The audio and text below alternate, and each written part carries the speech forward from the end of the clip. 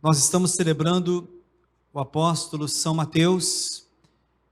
São Mateus, além de apóstolo, é evangelista. Vocês sabem que nós temos 4 evangelistas. Dos 4 evangelistas, apenas 2 eram apóstolos: João, discípulo amado, como nós chamamos, e Mateus. Então, este apóstolo, ele é um apóstolo diferente até dos outros apóstolos. Jesus teve 12 apóstolos, mesmo Judas que o traiu, mas dos 12 apóstolos, apenas 2 diretamente anunciaram o evangelho, e aconteceu na vida deles aquilo que nós estávamos cantando: seu som ressoa e se espalha em toda a terra. Se nós temos hoje aqui a graça de termos um encontro, de podermos adorar o Senhor, é porque o som da voz dos apóstolos ressoou e chegou até aqui, a esta terra brasileira e a estas terras gaúchas.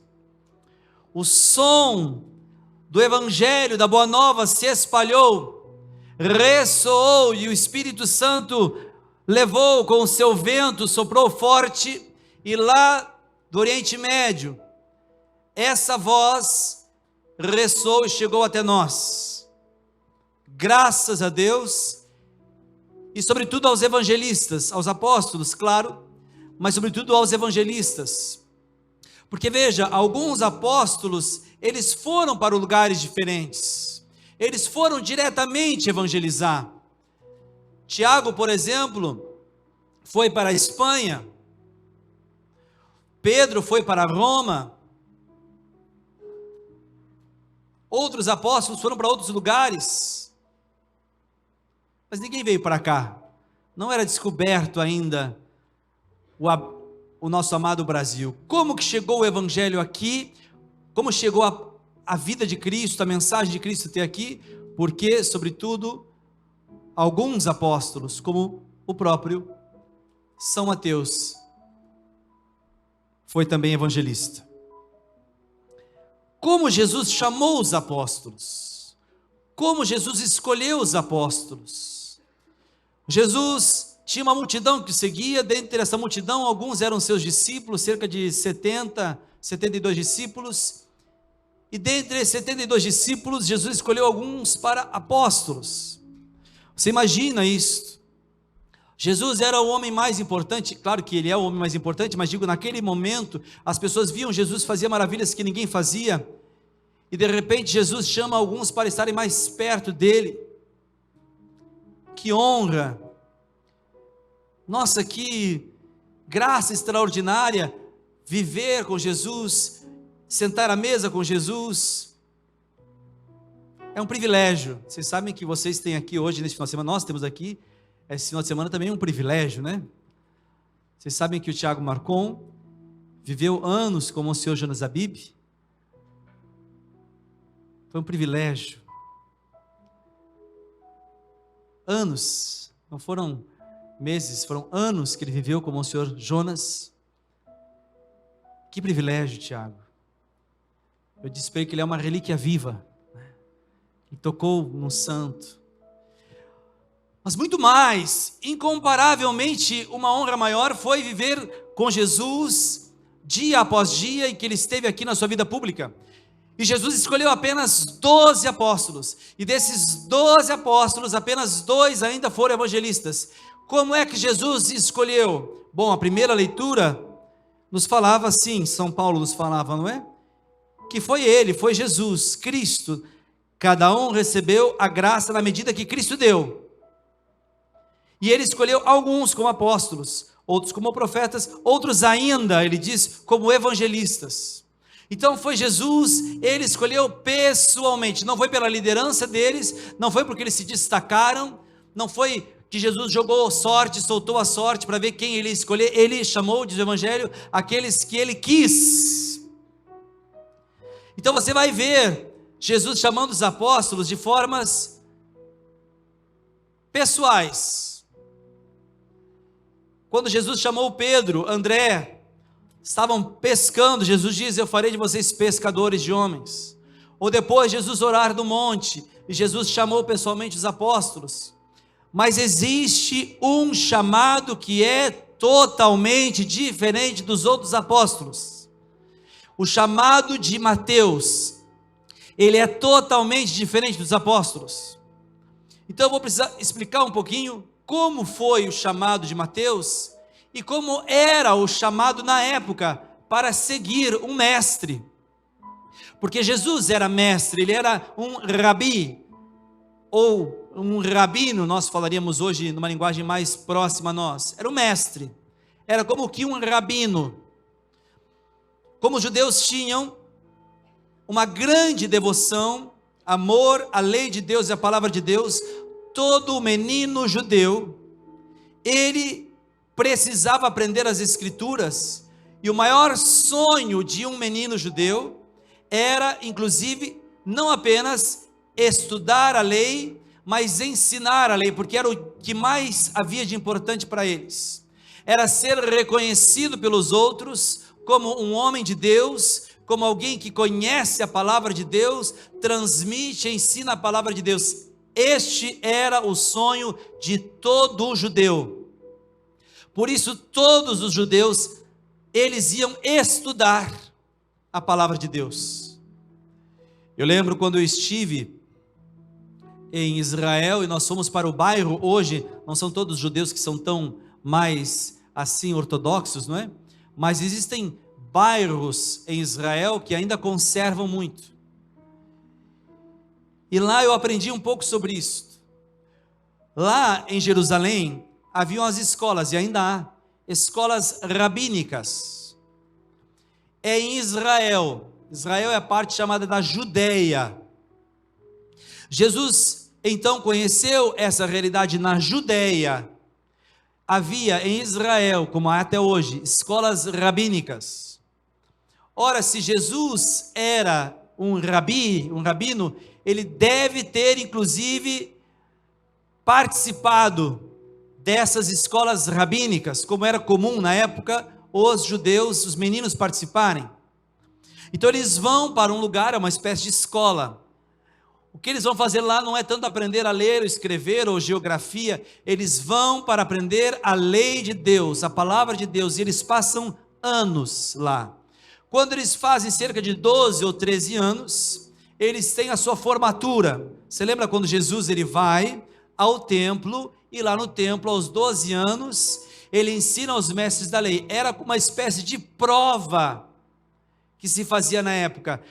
Os rabinos ou os mestres faziam uma espécie de prova com o menino de 12 anos, e se ele respondia, e eram as coisas básicas da lei, então esse menino, ele podia se tornar adulto com 12, 13 anos, isso até hoje. Ele tem que saber o básico, e o básico não é tão pouco para os judeus. Então quando o menino, como Jesus, tinha 12, 13 anos, ele ia ao templo em Jerusalém, na Judeia, e ele vai lá diante dos seus mestres, e ele passa na prova, como Jesus, e diz inclusive a escritura que Jesus ele ia até mais além. Na época os mestres perguntavam ao aluno, com Jesus, Jesus interrogava até os mestres da lei. Mas veja, na época era assim, quando o menino fazia 12, 13 anos e passava na prova, ele começava aquilo que hoje seria, sei lá, como se fosse o nosso ensino médio. Ele, se quisesse se tornar um rabino, ele tinha que ir para uma escola rabínica diferente, porque até então, o menino ia para a escola rabínica e voltava para a casa dos pais, até os seus 12, 13 anos. Passado esse tempo, se ele quisesse, ele tinha então que procurar um rabino, um mestre, e existiam vários como hoje ainda existem, alguns que são mais aprofundados numa leitura mais mística, mais espiritual, outros mais literal, enfim, e eles escolhiam, e eles diziam, mestre, eu quero te seguir.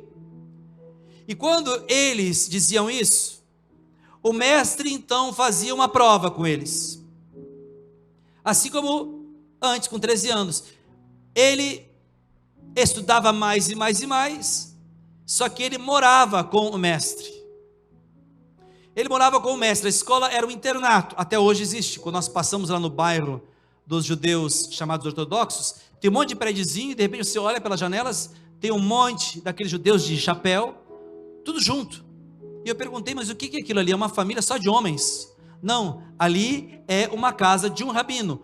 Os discípulos, eles moram na casa do rabino, eles convivem com o rabino, eles veem como é que o rabino ora, eles veem como é que o rabino fala, como é que ele come, como é que ele se comporta diante das dificuldades, eles aprendem a viver para serem iguais ao seu rabino. Então, os meninos da época queriam isso, mas às vezes, alguns meninos não passavam na prova. E quando não passavam na prova, vida que segue. Eles iam tentar a vida de outra forma, mas não era a mesma coisa. O sonho de todo menino era se tornar um rabino, um mestre, uma autoridade. Mas se não conseguia, bom, ia fazer outra coisa, como ia pescar, ia trabalhar no comércio, sei lá. Se ele passava na prova, tinha ainda depois uma última prova, quando tinha cerca de 30 anos. Com 30 anos, então, ele podia se tornar rabino. Como é que acontecia isso? Ele passava por uma peneira muito grande do seu mestre. E o mestre tinha a obrigação, o rabino, de fazer o aluno reprovar. Ele perguntava as mínimas coisas para o aluno reprovar e não se tornar um rabino. Ele não podia aliviar. Ele tinha que ser mais e mais e mais exigente. Então, gente, só os mais inteligentes, os mais sábios, os mais perfeitos conseguiam chegar até lá. E sabe o que acontecia? Quando ele passava na prova final, o mestre, o rabino, que tentou de tudo para ele não conseguir, na hora que ele passava, o rabino, o mestre, olhava para ele, sorria e dizia: então, vem e segue-me. Esta frase "vem e segue-me" não é uma frase solta, é a frase típica de um rabino que atesta que você está aprovado para ser meu discípulo e se tornar depois meu sucessor, um discípulo que vai se tornar um mestre. Então veja, era assim que acontecia e até hoje de alguma forma é assim. Agora veja bem, eu contei essa história toda para você entender. Onde está Mateus? Mateus não está, segundo diz o Evangelho, na Judeia, onde tem as escolas rabínicas. Diz aqui que Jesus está indo está na Galileia. Jesus vivia na Galileia. Jesus chamou os discípulos na Galileia. A Galileia não é o lugar dos discípulos de rabinos. A Galileia, que é o mais o interior, era a parte mais rude da época. Porque aqueles meninos que não tinham conseguido se tornar rabinos, se tornavam pescadores, se tornavam vendedores, se tornavam inclusive marceneiros, carpinteiros. Eram os renegados, eram os que tinham se frustrado na hora da prova, falharam. Eram aqueles que não tinham condições de serem rabinos, de serem líderes. E Jesus desce na Galileia, e quando ele começa a chamar os discípulos, ele chama esses renegados, esses que eram perdedores, são esses que Jesus vai chamar. Mas dizia, Mateus é diferente de todos, porque Mateus não está pescando, Mateus não está trabalhando honestamente. Mateus ainda é um caso à parte, ele é cobrador de impostos. Os cobradores de impostos cobravam os impostos dos judeus porque estavam sendo dominados pelos romanos, os pagãos, que os judeus odiavam, porque tinham tomado até o templo, tinham tomado tudo, eles governavam, eles davam a lei para o povo. Os judeus tinham pavor dos romanos, mas tinham que se submeter. Como os romanos também não gostavam dos judeus e tinham um nojo dessa raça que era para eles inferior, eles eram os imperadores romanos, eles não gostavam de falar dessa língua horrível que era o hebraico. Eles falavam latim. O povo que gosta de falar latim, preste atenção nesta pregação. E os romanos tinham nojo desse pessoal que falava essas línguas estranhas. Pois é, parei, pronto. Aí, o que eles faziam? Eles chamavam um judeu frustrado, revoltado, pobre, muitas vezes,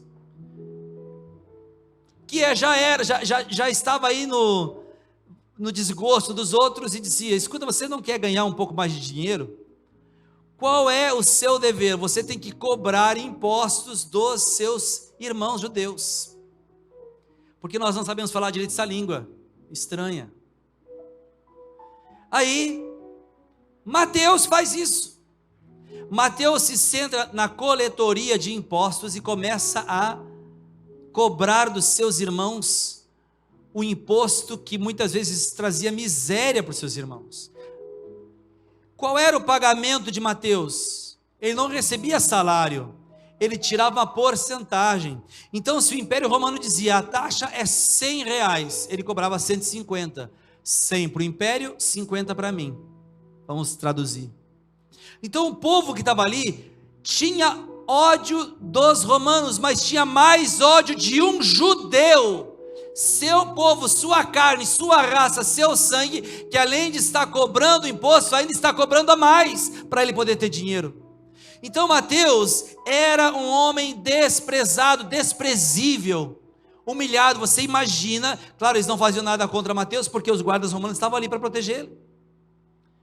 Mas quantas vezes Mateus deve ter sido xingado, devem ter dito para ele palavras de maldição, e Mateus voltava todas as noites para casa com isso, não recebia nenhum elogio, só recebia palavras que diziam certamente: você é um maldito, Deus te amaldiçoe, você nunca vai crescer, você vai morrer pobre, miserável, você vai morrer de fome, seu desgraçado, porque você está tirando o pão dos nossos filhos. Era isso que ele ouvia. Você nunca vai dar certo, você é um renegado, você é um desastre, você é a vergonha dos judeus. Assim ele voltava para casa, até que um belo dia, um rabino, que costumava descer pela Galileia e também pela Judéia, vendo uma fila de homens furiosos, judeus piedosos até, honestos. Ali estavam alguns discípulos de rabinos, que seriam provavelmente futuros rabinos, naquela fila. E sentado está aquele menino, que não conseguiu passar nas provas para ser rabino, que se tornou um homem infame, um homem renegado, um homem desprezado. E de repente Jesus chega nele, olha para ele e diz uma frase. Agora você vai entender porque ele levanta e vai embora na hora. Como é que pode que Jesus dizia uma palavra, a pessoa ia embora na hora? Porque era aquela palavra que todo menino queria um dia ouvir: você é um escolhido, você vem e segue-me. O evangelho de hoje está dizendo, irmãos, algo para mim, eu acredito que para muitos de nós, não para todos. A eleição de Mateus, graças a Deus, bendito seja Deus. Se ele tivesse só chamado João, o evangelista também foi, eu estava lascado. Se tivesse chamado até Pedro e André, tudo bem, eles cometeram pecados horríveis, mas não era só pecado, ele era publicamente um pecador. Todo mundo olhava para ele, não dava nada, pelo contrário, só dava desprezo. E é justamente esse que é escolhido para que o seu som ressoe e se espalhe em toda a terra. Esse é Mateus. Eu creio que Deus tem uma palavra muito específica para falar para nós com esta palavra.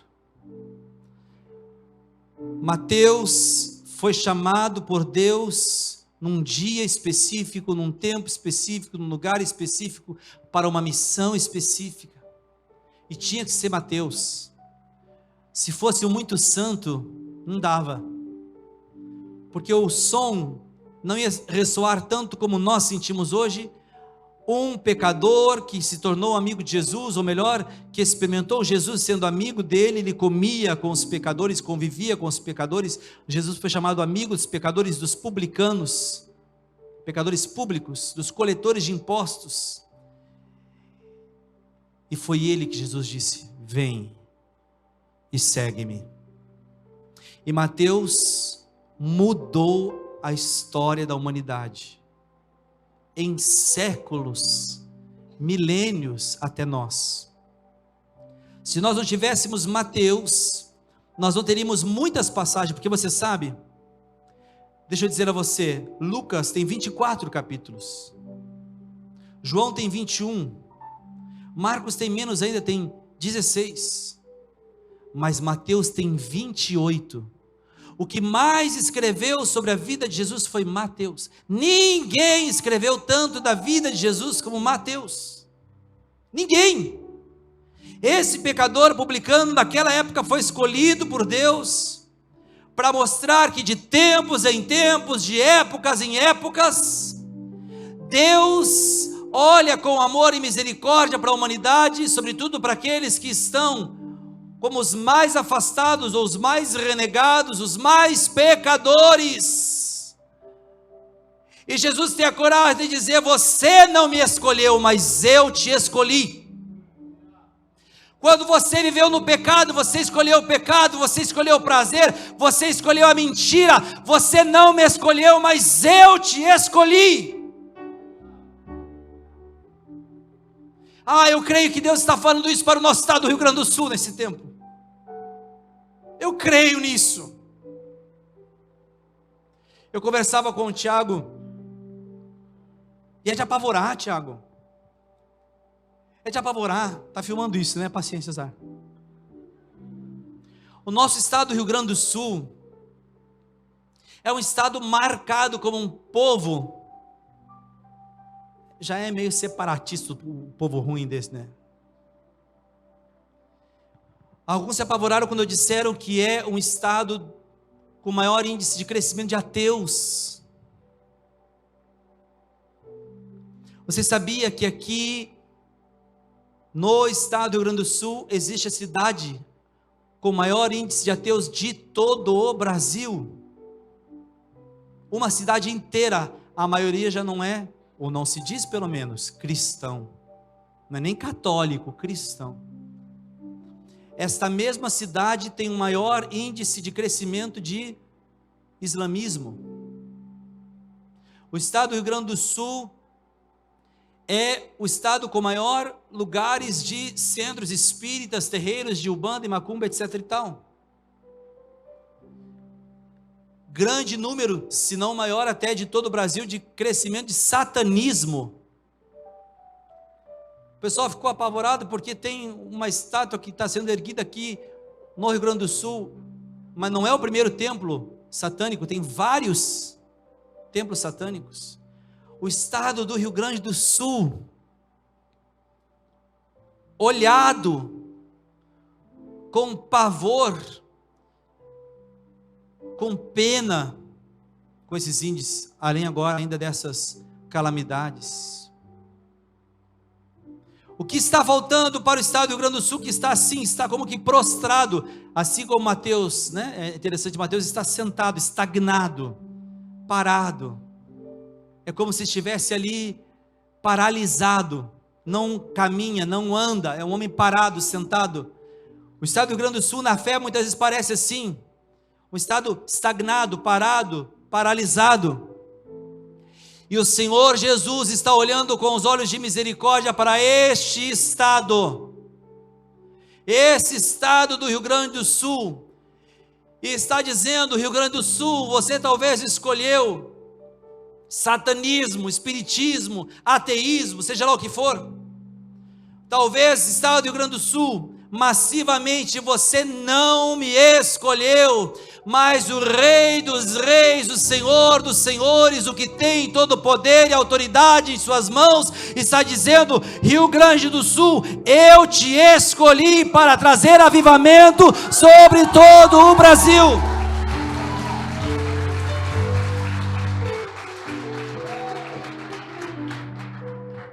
Isso não é, gente, honra de ser gaúcho. Isso é para cantar as misericórdias do Senhor. Como fez Mateus. Você não merece nada, Mateus. Você não é digno de nada. Estou falando aqui para jovens que muitas vezes pensaram isso: meu Deus, eu não sou digno. Eu não sou digno, Senhor. Eu vou à comunhão com meu coração estremecendo, dizendo: eu não sou digno, Jesus. Eu vou rasgar o verbo hoje nesta noite, hein? Eu estou falando aqui para jovens que tiveram, ou talvez têm, situações de pecado grave. Jovens que estão mergulhados na pornografia, na sexualidade doente, nojenta. Pessoas que estão com uma luta interior, porque não conseguem se manterem castos. Inclinação muito forte para relacionamentos abusivos, inclinação forte para um sexo desenfreado, para homossexualismo, lesbianismo, pornografia. Estou rasgando o verbo aqui para você entender que, se você está passando por isso, se você se sente indigno, é você que Jesus está caçando, e hoje Ele vai te achar. Essa geração que nós vivemos é a geração de Mateus. Agora eu vou dizer a você o que Deus faz com Mateus. Ele levanta, Ele ergue com o chamado dEle.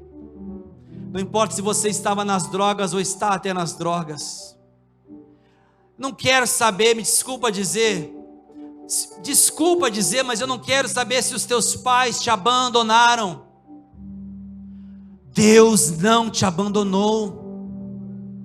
Eu não quero saber se os outros não acreditaram em você, se os outros não cuidaram de você. Eu não quero saber se os outros não fizeram o que você precisava.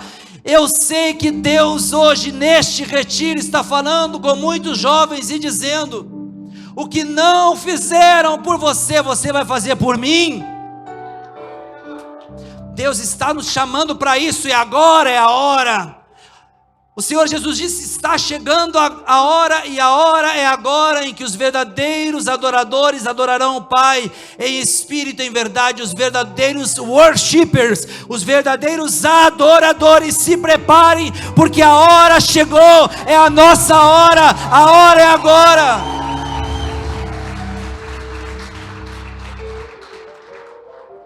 Tem uma notícia para dar para você. Você quer uma boa notícia? Avisa que o jantar vai atrasar. Eu tenho orado, irmãos, queridos, eu tenho orado tanto por vocês. Tenho dobrado meus joelhos em lágrimas tantas noites, Deus sabe disso.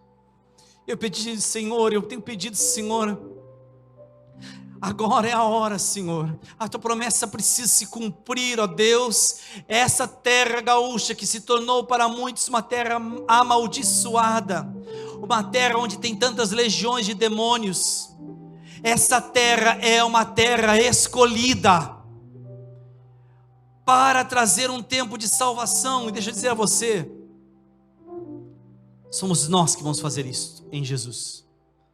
Você nasceu nessa época demarcada, nesse tempo demarcado, e nesse estado você está aqui demarcado para isso. Deus está entregando o Rio Grande do Sul em nossas mãos, eu creio nisso, para salvar. Eu vou contar a você uma boa notícia. Meu coração estava inquieto essa semana. E o Senhor me levava a orar por Chuí. Chuí é essa cidade com o maior índice de ateus de todo o estado do Rio Grande do Sul e de todo o Brasil, de todos os estados do Brasil. Com o maior índice de aumento de outras religiões. Você tem ideia de se entrar numa cidade que, sei lá, 80, 90% das pessoas dizem: eu não acredito em Deus. Gabriel está aí? Não. Cadê Gabriel? Há uns 2 anos atrás, no meio de oração, Deus falou pelo coração do Gabriel uma palavra que eu nunca esqueci.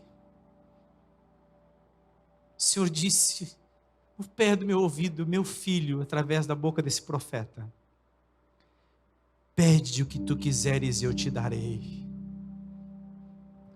Do meu coração brotou um único grito, silencioso entre só Deus e eu. Eu disse: Senhor, eu quero Chuí, a ponta do Brasil. É de lá que tem que incendiar para queimar todo o Brasil. Não é só a ponta do Rio Grande do Sul, é a ponta do Brasil. Eu orava essa semana e pedia ao Senhor uma palavra, um direcionamento. E o Senhor veio trazer de novo os sonhos que estavam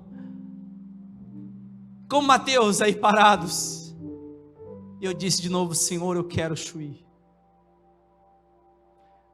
Dá um Chuí na nossa mão, Jesus, nós vamos arrebentar. Nós vamos mudar essa história. Não será mais o país com uma cidade mais conhecida pelo grande índice de ateus. Em nome de Jesus, será a cidade conhecida como lugar onde o avivamento começou e não parou mais, até incendiar toda essa terra.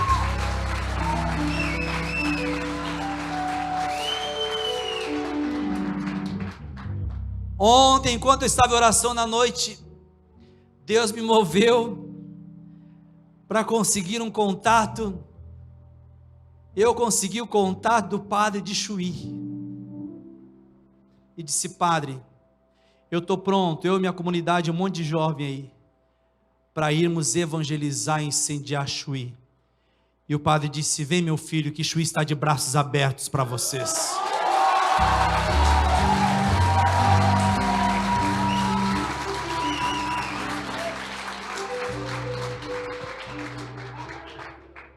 Escute, eu vou dizer para você: nunca mais você vai ter motivo para dizer que ninguém te ama, meu filho.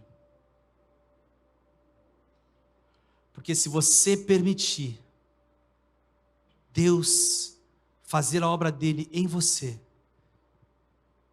você vai ser como Mateus. O seu som vai ressoar e vai se espalhar por toda essa terra.